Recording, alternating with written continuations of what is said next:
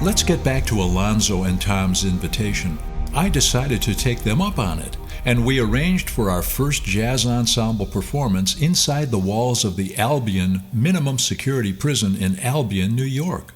I did my best to shake off old memories of Sing Sing, reminding myself that nothing could be as scary as that. The kids in the band were pretty excited to have the opportunity to perform on their mates' home turf, so to speak. As soon as we arrived at Albion, all nightmares of Sing Sing were quickly erased. While there was a fence around the place, there was no barbed wire and no pumping iron in the yard.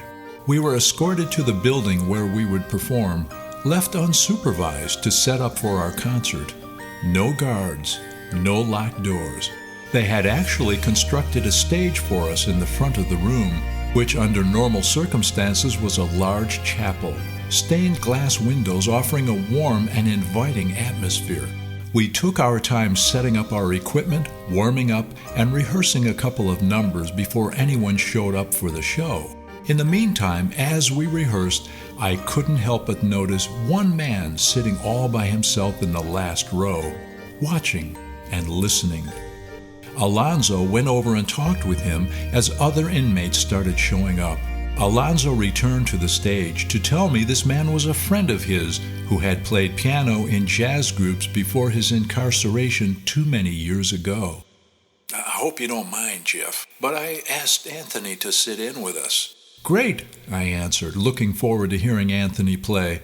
Well, we'll see. He hasn't played in years, and he's understandably nervous at the prospect of putting himself front and center on stage with a real band again.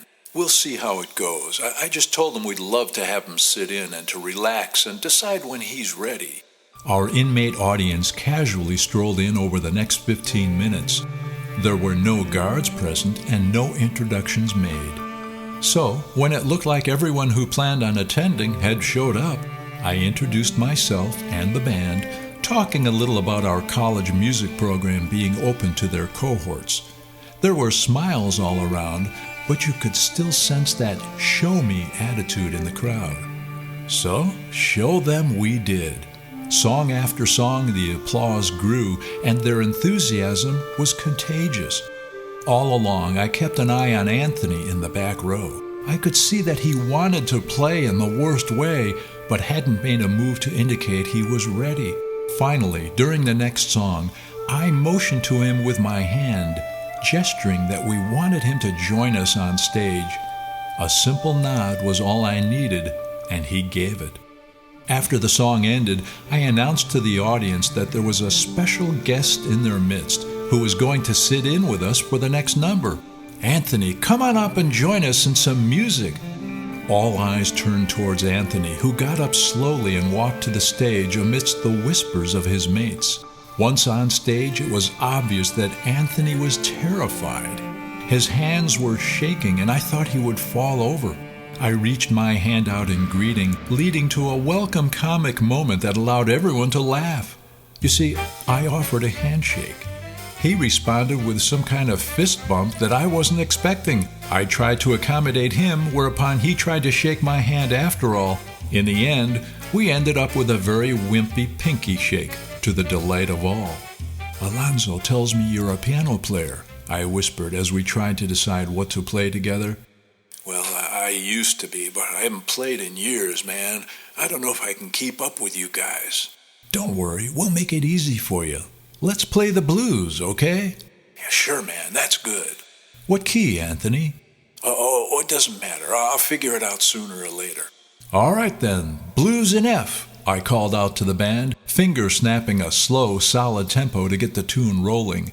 While our guitarist, bassist, and drummer played the first chorus as a trio, the horn players worked up a simple melody line, which they added on the second chorus. While all this was going on, Anthony tried to find his fingers on the Fender Rhodes electric piano we had brought along for the show. I could see his knees knocking, his fingers shaking, and I just hoped something would come to him by the time I gave the stage over to him for the third chorus. Sure enough, he proved the old maxim that learning to ride a bike all over again was no big deal. Once learned, never forgotten. Anthony got stronger chorus by chorus, and the horn players added their backup licks to the rhythm section's front-down kicks. Standing off to the side, I saw the tears begin to flow from Anthony's eyes. And that's when I realized he had found new purpose in his life, a reason to value and cherish the freedom he would regain in but a few months. I had no doubt that music had once again saved another soul. At the conclusion of the song, the audience jumped to their feet and applauded most enthusiastically. Anthony walked over to me on stage. This time, there was no wimpy pinky shake. No, he hugged me like a long-lost brother, which indeed I was in that moment. I could see in his eyes that he didn't want to leave the stage. He had found something of importance that he had once lost and couldn't risk losing it again. "Hey, Anthony," I whispered only to him, "stay up here and play some more, will you?" His smile said it all. I walked off the stage and sat with the audience, watching the rest of the unrehearsed show, Anthony playing alongside my college jazz ensemble musicians like he had been a member of the band for years. In the meantime, several guards entered the chapel from the rear, undoubtedly hearing the music from outside. I recognized one of them as a student in my jazz appreciation class at the college.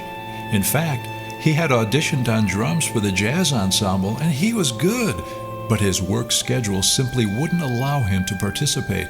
"Hey, Larry," I called out to the back of the crowd. "How about sitting in for a couple of numbers?" "Who, me?" he called back. "Yeah, you." His smile lit up the room, and we finished out the show with Larry the guard on drums, performing with Anthony the inmate on piano. We made new friends and came to understand much about life that couldn't be taught or learned in a classroom. I often wonder what became of Anthony. I'd like to think he returned to a civil society and made his mark as a respected musician. So that's what I choose to think. It makes me feel good and blessed.